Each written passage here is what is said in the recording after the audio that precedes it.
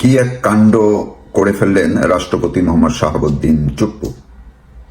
মাত্র কয়েকদিন আগে তিনি যখন কালের কণ্ঠে সাক্ষাৎকার দিয়েছিলেন, সেই সাক্ষাৎকার ঘিরে দেশে এবং দেশের বাইরে ব্যাপক তোলপাড় হয়েছিল এবং স্বাভাবিকভাবেই তিনি যে ডক্টর ইউনূসের বিরুদ্ধে যে অভিযোগ তুলেছেন সেটি ব্যাপকভাবে চমক তৈরি করেছিল এবং তার প্রতি এক ধরনের মানুষের সবার সহানুভূতিও তৈরি হয়েছিল। অর্থাৎ তিনি যে গত 18 মাসে এক ধরনের বন্দি দশায় ছিলেন, তার উপরে যে অন্যায় অত্যাচার অবিচার করা হয়েছে, রাষ্ট্রপতি হিসেবে তাকে যে মোটেই মূল্যায়ন করেনি ডক্টর ইউনূস, সেটি তিনি অবলীলায় প্রকাশ করে দিয়েছিলেন। ফলে সব শ্রেণী পেশার মানুষের মধ্যেই তার এটিকে অনেক ইতিবাচকভাবেই গেছে। কিন্তু মাত্র একদিন আগে তিনি যখন জিন্দাবাদ বললেন বা জিন্দাবাদ বাংলাদেশ জিন্দাবাদ বলে শেষ করলেন, তখন সবার নজর আবার এই রাষ্ট্রপতির দিকেই পড়ে। কারণ যেই মানুষটি বঙ্গবন্ধুর আদর্শে বিশ্বাসী ছিলেন বলে সবাই জানতেন, তিনি রাষ্ট্রপতি পদে নিয়োগ পেয়েছেন, সেটিও সাবেক প্রধানমন্ত্রী শেখ হাসিনা তাকে মনোনয়ন দিয়েছিলেন। আমরা সবাই জানি রাষ্ট্রপতি পদে শপথ নেওয়ার পর থেকে তার অতীতের রাজনৈতিক কোনো মতাদর্শ কিংবা দলের প্রতি আনুগত্য এটি থাকে না, অর্থাৎ প্রকাশ্যে থাকতে পারে না, কিন্তু ভিতরে তো অবশ্যই তার আদর্শ তো থাকবেই এবং সেটির বহিঃপ্রকাশ যথারীতি তিনি ঘটান।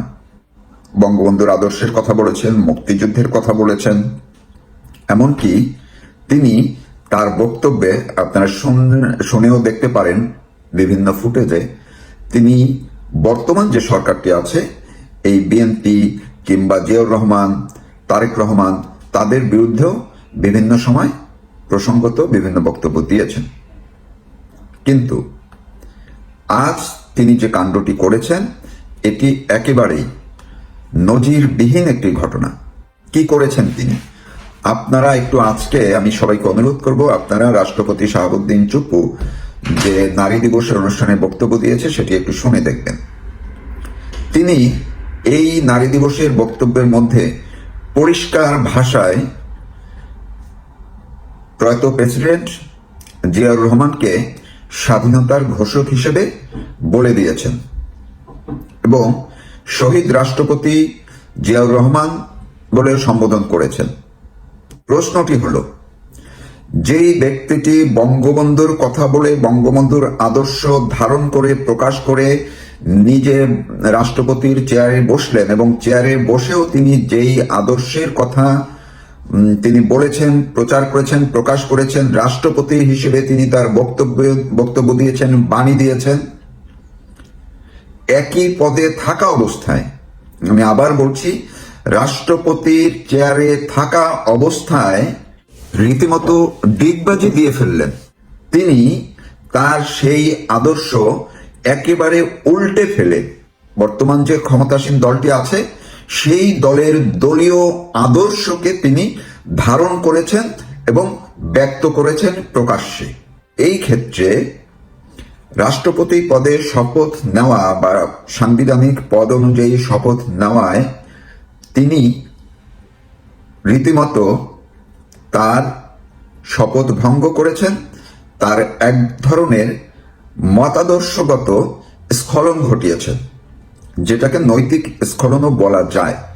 তিনি এই নারী দিবসের যে বক্তব্য পাঠ করেছেন সেইখানে তিনি মুক্তিযুদ্ধের কথা বলেছেন, মুক্তিযোদ্ধাদের শহীদদের তিনি শ্রদ্ধা জানিয়েছেন, কিন্তু একটিবারের জন্য তিনি 7ই মার্চে বঙ্গবন্ধুর ভাষণের কথা তিনি উল্লেখ করেননি, বঙ্গবন্ধুর নাম তিনি নেননি, এমনকি যেই সরকারটি তাকে রাষ্ট্রপতি নিয়োগ দিয়েছিল সেই সরকার প্রধান শেখ হাসিনার নামও তিনি একটিবারের জন্য উচ্চারণ করেননি। কথাটি হলো, যদি তিনি নিরপেক্ষতা দেখাতে গিয়ে সেটি নাই বলে থাকেন, তাইলে তিনি কেন শহীদ জিয়াউর রহমান বললেন, তিনি কেন স্বাধীনতার ঘোষক জিয়াউর রহমান বললেন? আপনারা একটু গভীরভাবে খেয়াল করবেন, তিনি যদি আবার বঙ্গবন্ধুর কথাও বলতেন, 7ই মার্চের কথা তিনি বলতেন, তিনি শেখ হাসিনার নাম বলতেন, সঙ্গে যদি তিনি জিয়াউর রহমানের নাম বলতেন, খালেদা জিয়ার নাম বলতেন, তাতে কিন্তু আবার তেমন কোনো প্রশ্ন করার সুযোগ হয়তো থাকতো না। বরং তিনি নিজেকে হয়তোবা ওই যে একটু বলা হয় যে নিরপেক্ষতা দেখানো, তেমন একটি জায়গায় হয়তো যেতে পারতেন। আজকের বক্তব্য কিন্তু মনে হয়েছে সেটি। তিনি যদি এই বিএনপি সরকারের অনুগত না থাকেন, এমনকি তাদের বিএনপির দলীয় আদর্শে যোগ না দেন, তবে হয়তো তাকে এই রাষ্ট্রপতি পদে রাখা হবে না, এটি তিনি নিশ্চিত হয়েছেন, বা তাকে এমনভাবে বলা হয়েছে বলেই তিনি এই কাণ্ডটি করেছেন। ডক্টর ইউনূস সরকারের সময় তিনি বলেছিলেন তিনি নির্বাচনের পরে পদত্যাগ করবেন। তিনি সেই পদত্যাগের জায়গা থেকে সরে এসে এখন দল বদল করে, আমি আবার বলছি, এটি কিন্তু বাংলাদেশের ইতিহাসে কখনো ঘটেনি, কোন রাষ্ট্রপতি চেয়ারে থাকা অবস্থায় তার নীতিগত আদর্শের বা রাজনৈতিক মতাদর্শের পরিবর্তন ঘটাননি। অনেকেই হয়তো রাষ্ট্রপতি হওয়ার জন্য তার মতাদর্শের পরিবর্তন ঘটিয়েছেন, যেমন বঙ্গবন্ধুকে হত্যার পর মোস্তাক পাল্টে দিয়েছেন, সেটি কিন্তু রাষ্ট্রপতি হওয়ার আগের ঘটনা। কিন্তু রাষ্ট্রপতি হয়ে প্রত্যেককেই যেই আদর্শ ধরে রাষ্ট্রপতি হয়েছেন সেই আদর্শে অটল ছিলেন, অটুট ছিলেন শেষ পর্যন্ত। আমরা কিন্তু দেখেছি, আপনারাও খুঁজে দেখতে পারেন।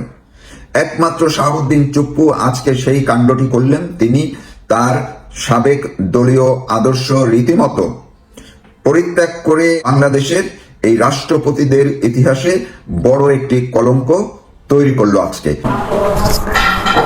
৭ই মার্চ নিয়ে ফাইজলামি, বদমাইশি, উগ্র মৌলবাদের এবং জঙ্গিবাদের এবং স্বাধীনতা বিরোধীদের তৎপরতা, তাদের অ্যালার্জি, তাদের চুলকানি, এটা একটা নতুন রূপ এবার দেখলো বাংলাদেশ। ইউনূস সরকারের সময় মানুষ মেনে নিয়েছিল, ইউনূস নিজেই তো এই টাইপের মানুষ, এবং মব ৭ই মার্চ শুনলেই তাদের গলা শুকায়। ফলে বহু কিছুই ঘটেছে, বহু কিছু আমরা দেখেছি। এগুলা এক একটা কোনোটাই আর রিপিট করে আমি আপনাদের নতুন করে মনে করাতে চাই না। আমি শুরুতেই সাংবাদিক মাহবুব কামালের একটা ফেসবুক পোস্ট আপনাদের একটু পড়ে শোনাতে চাই। সাংবাদিক মাহবুব কামাল আমাদেরও গেস্ট, উনি প্রায় বিশ্লেষণে আসেন। মাহবুব কামাল লিখছেন, মুক্তিযুদ্ধ বিষয়ক মন্ত্রী বলেছেন শেখ মুজিব ছাড়া ইতিহাস হয় না। বেশ তো, কিন্তু ওসি সাহেব যে ৭ই মার্চের ভাষণ বাজানোর দায়ে গ্রেফতার করলেন, বুঝতে পারছি না এই ওসি সাহেবের কাছে মুক্তিযুদ্ধ নিষিদ্ধ নাকি বঙ্গবন্ধু।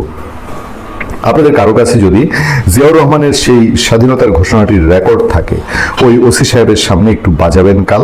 যদি আপনাকে গ্রেফতার না করে তাহলে বুঝবো মুক্তিযুদ্ধ নিষিদ্ধ নয়, নিষিদ্ধ বঙ্গবন্ধু। একটা নির্বাচিত সরকার এলো, অথচ ফাজলামও গেল না। মন্ত্রী মহোদয় কি এসব চোখে দেখেন না? আরেকজনের একটা রম্য কথা বলিয়ে, তার একটা রম্য কথাই বলবো, কারণ তার মুখে এটা শুনছি। সর্বমিত্র চাকমা, ডাকসুর সদস্য, সে বলছে ৭ই মার্চের ভাষণ শুধু একজন নেতার বক্তব্য ছিল না, এটি ছিল রেসকোর্স ময়দানে জড়ো হওয়া লক্ষ মানুষের জমে থাকা ক্ষোভ, বঞ্চনা ও স্বাধীনতার আকাঙ্ক্ষার সম্মিলিত উচ্চারণ। সর্বমিত্র চাকমা, সদস্য ডাকসু। দর্শক, এই ৭ই মার্চের ভাষণ প্রচারের জন্য একজনকে শাহবাগ থানা গ্রেফতার করেছে, এবং এই প্রতিবাদে আপনার শাহবাগ থানার সামনে ডাকসুর ভিপি প্রার্থী ছিলেন মেয়েটা ইলা, তিনি এসে সেখানে প্রতিবাদ হিসাবে বঙ্গবন্ধুর ভাষণ প্রচার শুরু করেন। একটা রিক্সায় একটা মাইক লাগানো, একজনের এই নীরব প্রতিবাদ। এটা সাংঘাতিক, এটা সাংঘাতিক একটা প্রতিবাদ বাংলাদেশে, যেটা এত বেশি শক্তিশালী, যেটা মানুষকে একজনের প্রতিবাদ বুঝিয়ে দেয়। ৭ই মার্চের ভাষণ নিষিদ্ধ, শাহবাগ থানার সামনে যাওয়া হয়েছে, যে একজনকে পুলিশ গ্রেফতার করে আনলো, তারপরে সেখানে একটা মেয়ে আর একটা ছেলে, দুজন ঢাকা ইউনিভার্সিটির, তাদের সঙ্গে আরো কয়েকজন। সবাই বলছে যে এরা আওয়ামী লীগ ছাত্রলীগের লোক, আওয়ামী লীগ ছাত্রলীগের লোক ঢাকা ইউনিভার্সিটি থাকবে, শত শত বহিষ্কার করেছে, জেলে দিয়েছে। এরা শুধু বঙ্গবন্ধুর প্রেমী, বাংলাদেশের স্বাধীনতা প্রেমী। সেখানে এসে বঙ্গবন্ধুর ভাষণ প্রচার শুরু করলো, আবার সেই পরিচিত মুখগুলা, সেই ইনকিলাব মঞ্চ, সেই মব পার্টি এবং পরিচিত ফেস কয়েকজন পরিচিত ফেসকে সেখানে দেখা গেছে। এরা এসে বলতে গেলে শাহবাগ থানার ভেতরে ওই যারা 7 মার্চের ভাষণ বাজাচ্ছিলেন তাদের উপরে চড়াও হয়েছে, মাইক ভেঙেছে, সেই ইউনূস আমলের মতন সেই মব, আবার সেই মব এসে এক এক কথা বলে, একবার বলে তারাবির নামাজ হচ্ছে, আরেকবার বলে ফেসিবাদ, আরেকবার বলছে যাকে গ্রেফতার করা হয়েছে সে ছাত্রলীগের ক্যাডার, সে চাঁদাবাদ। মানে ওই ইউনূস আমলে যা হতো, একটা মানুষকে ধরে তারে বলবেন চাঁদাবাজ, সে ফেসিবাদের সুবিধাবাদী, সে জুলাই বিপ্লবের পাল্লে হত্যাকারী, এসব বলে আপনি পুলিশে দিয়ে দিবেন। ঠিক একই ধরনের অভিযোগগুলো তুলে মাইকটা ভেঙে দিল এবং বঙ্গবন্ধুর 7 মার্চের ভাষণ প্রচার বন্ধ করে দিল। আরেকটা খবর আছে দেখেন, চাংখারপুলের 7 মার্চের ভাষণ বাজানোর ঘটনায় আটক 2। রাজধানীর চাংখারপুল মোড়ে ঐতিহাসিক 7 মার্চের ভাষণ সাউন্ড বক্সে বাজানোর ঘটনায় ঢাকা বিশ্ববিদ্যালয়ের এক শিক্ষার্থী সহ 2 জনকে আটক করেছে শাহবাগ থানা। এই ঢাকা বিশ্ববিদ্যালয়ের শিক্ষার্থীকে আটকের ঘটনার প্রতিবাদেই আবার শাহবাগ থানার সামনে বঙ্গবন্ধুর ভাষণটা বাজানো হচ্ছিল। শনিবার 7 মার্চ দুপুরে ঘটনা ঘটে। এ সময় ঘটনাস্থল থেকে ব্যবহৃত সাউন্ড বক্সটি জব্দ করে পুলিশ। জানা গেছে আটক হওয়া শিক্ষার্থীর নাম আসিফ আহমেদ। তিনি ঢাকা বিশ্ববিদ্যালয়ের পদার্থবিজ্ঞান বিভাগের 2018-19 শিক্ষাবর্ষের শিক্ষার্থী এবং শহীদুল্লাহ হলের আবাসিক ছাত্র। তার সঙ্গে সাউন্ড বক্স পরিচালনার দায়িত্বে থাকা আরেকজন অপারেটরকে আটক করা হয়েছে। এই যে এত ছাত্রলীগ ঢাকা বিশ্ববিদ্যালয় থেকে বহিষ্কার করল, এতজনকে জেলে দিল, পারলো ঠেকাতে? একটা না একটা কেউ তো কোথাও থেকে বের হবেই, কারণ এই বক্তৃতা ইতিহাস তো বাংলাদেশের ইতিহাস। এটা নিয়ে অ্যালার্জি থাকলে পরেই এটা শেষ হয়ে যাবে তা তো না। খবরে আরো যেটা বলা হচ্ছে, প্রত্যক্ষদর্শীরা জানান চাংখারপুল মোড়ে সাউন্ড বক্সে ঐতিহাসিক 7 মার্চের ভাষণ বাজানো হচ্ছিল। এ সময় কয়েকজন পুলিশ সদস্য সেখানে এসে উপস্থিত হলে তাদের সঙ্গে শিক্ষার্থীর কিছুক্ষণ কথা কাটাকাটি হয়। এক পর্যায়ে পুলিশের সদস্যরা উপস্থিত হয়ে সাউন্ড সিস্টেমটি জব্দ করেন এবং সংশ্লিষ্ট 2 জনকে আটক করেন।